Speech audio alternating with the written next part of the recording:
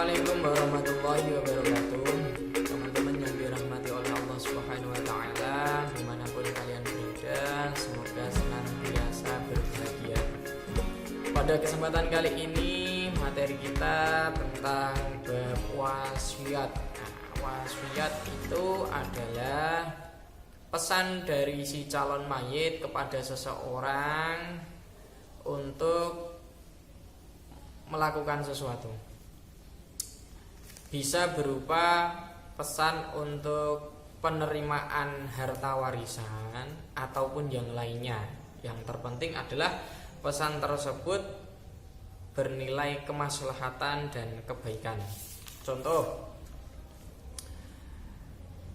seseorang si calon mayit berpesan kepada saudaranya, meskipun saudara tersebut bukan ahli waris, meminta supaya membangunkan sebuah mushola. Maka itu harus dilaksanakan, harus ditunaikan, gitu kan? Karena mushola itu untuk kepentingan maslahah, kepentingan bersama. Bagaimana jika pesan si ahli kubur atau si calon mayat tadi berupa memiliki harta warisannya, kan? Cung, cah bagus, berhubung kowe seneng ngiwangi aku nak ra ono sapa-sapa senengane mbok tulung. Meskipun si cah bagus tadi adalah tetangganya yang notabene tidak berhak untuk memiliki ahli waris, saya berpesan kepada kamu supaya nanti harta tinggalan saya kamu yang mengelola. Misalkan kayak gitu. Anak-anaknya tidak dikasih, tapi dia yang dikasih. Nah, apakah sah pesan seperti ini? Boleh. Seperti ini itu boleh. Tapi yang berhak diterima oleh orang yang diwasiati tadi tidak lebih dari sepertiga bagian. Kenapa demikian? Karena sudah ada sabdanya Rasulullah sudah memberikan pedoman maksimal adalah sepertiga bagian. Bagaimana kalau yang diwasiati itu adalah ahli warisnya sendiri? Misalkan si anak laki-lakinya, Cung, Nang, cah bagus, ini nanti kalau misalkan Bapak sudah tidak ada, maka seluruh aset yang Bapak punya kamu yang mengelolanya. Kamu yang mengelolanya. Pokoknya semuanya buat kamu. Entah kenapa ya, orang tua kadang kan condong seperti itu, menganggap anaknya yang ini kompeten, berhak untuk menerima harta kekayaan. Itu ada sebagian yang seperti itu. Apakah sah seperti itu? Anak lelaki statusnya dalam ahli waris itu biasanya mendapatkan asobah. Asobah itu turahan.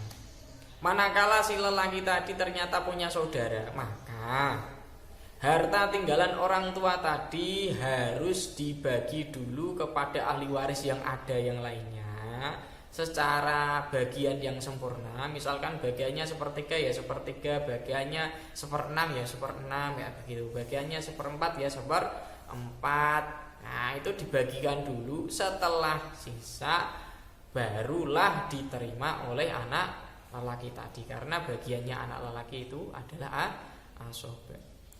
Apakah bisa anak lelaki tadi itu memiliki semuanya, gitu kan? Bisa. Asalkan seluruh ahli waris yang ada ikhlas dan ridho apa yang menjadi wasiat dari orang tuanya tadi. Nah, artinya begitu.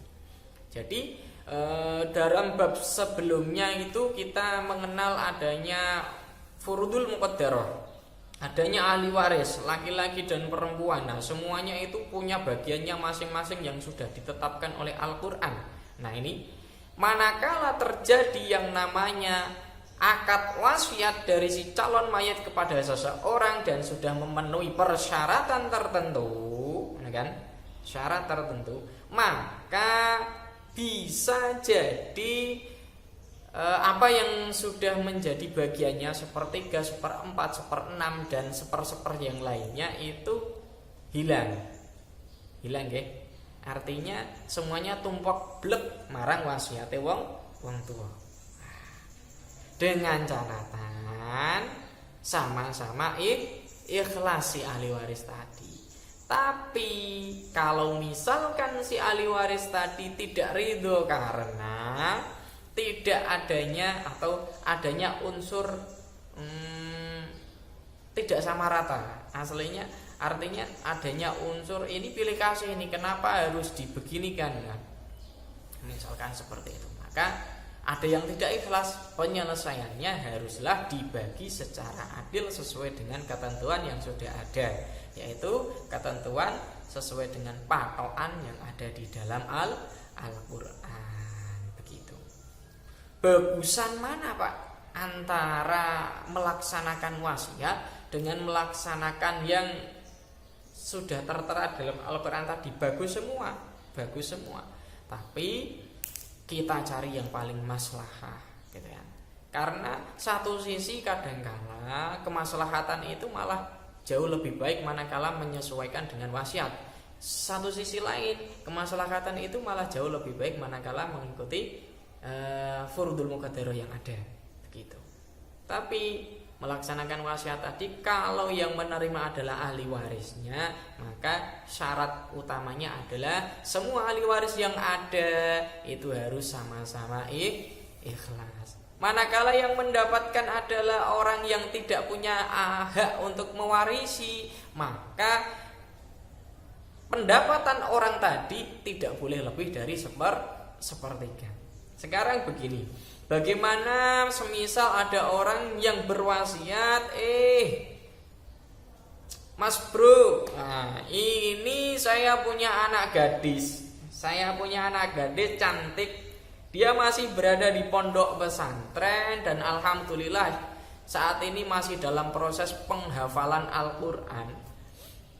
Saya nitip anak gadis saya ini nanti tolong dinikahkan. Artinya apa?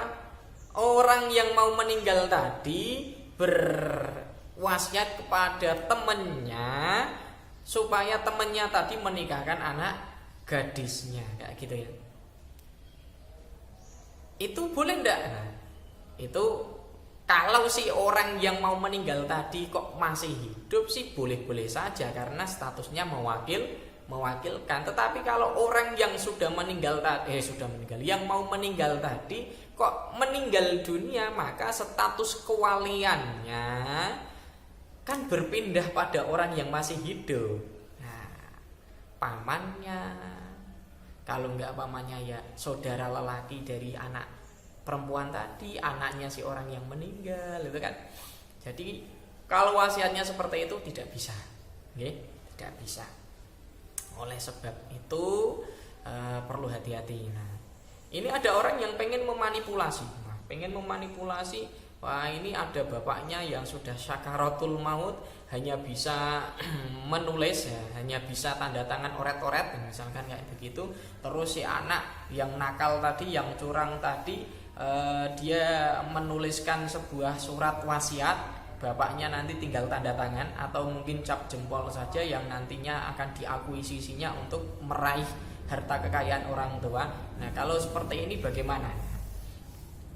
Ingat syarat dan rukun wasiat. Nah, itu dalam buku kalian bisa dibaca, dilihat itu ada Islam, balik, berakal, dapat dipercaya, amanah, terus berkemampuan untuk melaksanakan wasiat, itu ada semuanya itu. Nah, kalau terjadi demikian secara syariat, orang yang memalsukan surat wasiat tadi salah syariat, malah si pemalsu tadi tidak berhak sama sekali mendapatkan harta warisan itu secara syariat.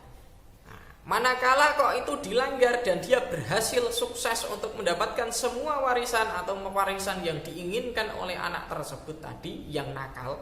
Nah, manakala sukses, oke. Secara hukum hukum dunia mungkin dia bisa mengakali kita ya kan, tapi hukum akhirat kan Allah Maha tahu. Allah Maha tahu. Apa yang konsekuensi yang diterimanya? Ya